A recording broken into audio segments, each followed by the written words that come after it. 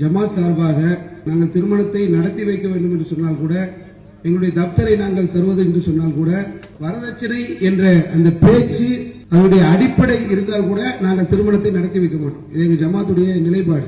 யாரா இருந்தாலும் சரி, எவ்வளவு நெருங்கிய சொந்த பந்தமாக இருந்தாலும் வரதட்சணை வாங்கப்படுகிறது அந்த திருமணத்தில் என்று சொன்னால், தமிழ்நாடு தௌஹீத் ஜமாத்தை சேர்ந்தவர்கள் அந்த திருமணத்தில் பங்கு பெறவே மாட்டார்கள். இதை எங்களுடைய நிலைப்பாடுகளாக வைத்து வரதட்சணையை இந்த சமூகத்திலிருந்து அதை ஒழிக்கக்கூடிய அனைத்து வேலைகளையும் நம்ம செஞ்சிட்டு இருக்கிறோம். இப்ப நம்ம பகுதியை சார்ந்த இளைஞர்கள் வந்திருக்கிறாங்க.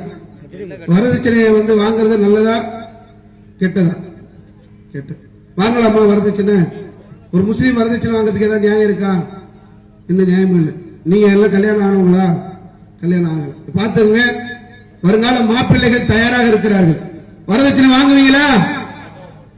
வாங்க மாட்டாங்க. கேளு, சத்தம் கேட்கல. வாங்க, சத்தமா சொல்லுங்க. வாங்க எல்லாரும் மாப்பிள்ளை எல்லாம் பாத்துங்க. அல்லாஹ் மீது சத்தியமாக எனது திருமணத்தின் போது பெண் வீட்டாரிடம் நகையாகவோ பணமாகவோ பொருளாகவோ இடமாகவோ வரதட்சணை என்னும் பெயரில் எதுவும் வாங்க மாட்டேன் என உறுதி அளிக்கிறேன். படிச்ச மாப்பிள்ளைனாலே அவருக்கு பைக்கு தரணும், காரை தரணும், வீடு தரணும். இவங்களுக்கு இவ்வளவு மாப்பிள்ளைகள் இருக்கிறாங்க. பணமாகவோ பொருளாகவோ மறைமுகமாகவோ வெளிப்படையாகவோ வாங்கவே மாட்டோம் என்பதை உறுதிமொழியாக கொடுத்திருக்கிறாங்க.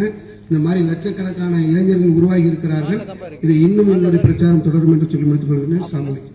இஸ்லாம் மற்றும் சமுதாய செய்திகளை அறிந்து கொள்ள தமிழ்நாடு தௌஹீத் ஜமாஅத் யூடியூப் பக்கத்தை உடனடியாக சப்ஸ்கிரைப் செய்து கொள்ளுங்கள். மேலும் பெல் பட்டனையும் கிளிக் செய்து கொள்ளுங்கள்.